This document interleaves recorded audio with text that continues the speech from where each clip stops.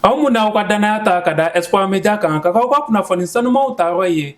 foli ni wali ɲuman baw ye k'aw ladɔnniya k'a fɔ ko nin y'aw ka kunnafoniw ditɔ ye aw ma sanga kungurunin kɔnɔna la. Mali ministre de la Défense et des anciens combattants n'o ye Général Sadio Kamara ye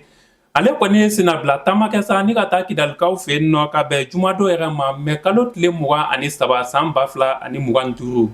a kɔni ye bisimilayi minɛ yɔrɔ fɔlɔ min na sa o de ye an ka sɔrdasi minnu bɛ yen n'olu tora kɛlɛda yɛrɛ la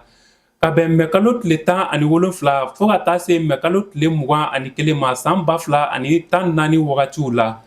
O kɔfɛ sa a y'u kunda yɔrɔ min kan o de ye sanu ɲɛnabɔ yɔrɔ min tun bɛ Kidali n'a bɛ banbaganciya wale ni juguya wale maaw ka bila kɔnɔna la a bɛ san 10 bɔ a kɔni taara ɲɛda nin yɔrɔ kofɔlen in kan. Jamakulu kɔni bɔra Kidali bɔlɔnkɔnɔla fan bɛɛ lajɛlen na ni ka minisiri kunbɛn nisɔndiya ani muguri kɔnɔna la. Mali jamana kuntigi Général d'armée Assimi Goïta ye Turki jamana ɲɛma ka ciden kɛrɛnkɛrɛnnen bisimila Kuluba fama sigiyɔrɔ la ka bɛn arabadon yɛrɛ ma mɛ kalo tile 28 san 2025 n'o ciden yɛrɛ tɔgɔ ye Birhanettin Duran ye a kɔni y'a yira sa k'a fɔ ko Turki jamana ɲɛma kɔni ye cika mun don a da ko de ye a b'a fɛ ani Mali ni ɲɔgɔn cɛ jɛɲɔgɔnya ni ka kurakuraya ka kolo girinya fo ka taa se AES jamana tɔ bɛɛ lajɛlen ma. A kɔni bɛ fɛ bagaɲɔgɔnya ka tɛmɛ ani Mali cɛ bagaɲɔgɔnya mun na ni bɛɛ bɛ se k'i ta sɔrɔ n'u b'a fɔ ma partenariat gagnant-gagnant. Turki jamana ɲɛma kɔni y'a ka foli kɛrɛnkɛrɛnnen ta ka ɲɛsin Général d'armée Assimi Goïta ma. Seydou Oumar Traoré ni bɛɛ b'a dɔn journaliste Seydou la radio Bawle directeur tɛgɛ kɔni dara ale ka pôle de lutte contre la cybercriminalité critique-lamaw fɛ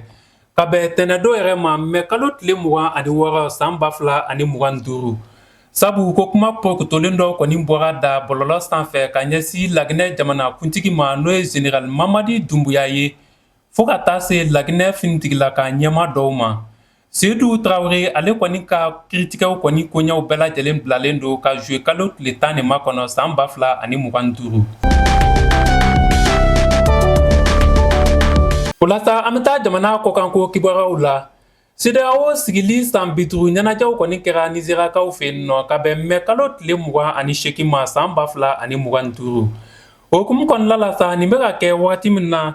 fɛn mun ye Mali, Burkina ani Niger ye olu kɔni kɛlen don k'u yɛrɛ sama ka bɔ CEDEAO la k'u ka kulu créer u yɛrɛ ye n'o ye Alliance des États du Sahel ye AES sabu coup d'état kɛra nin jamana saba kɔnɔna la wagati mun na CEDEAO kɔni ye embargo ta ka da ninnu kun n'o ye ɲangeni ye o kɛra sababu ye jamana saba in kɔni farala ɲɔgɔn kan k'u tɛgɛ di ɲɔgɔn ma ka kulu créer k'u sigi n'o ye Alliance des États du Sahel ye.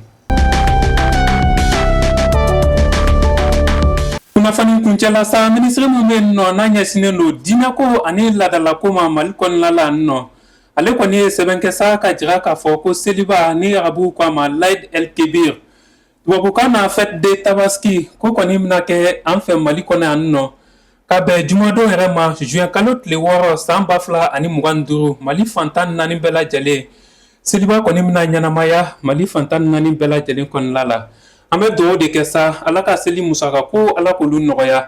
an ka se ka seli fɛti ka yira la cogo mun na. O la sa ni ne bɛ dansigi kɛ aw ka bamanankan kunnafoniw na an sera ka mun sɔrɔ ka lase aw ma ala ka dɔngɛrɛ jira an n'aw la.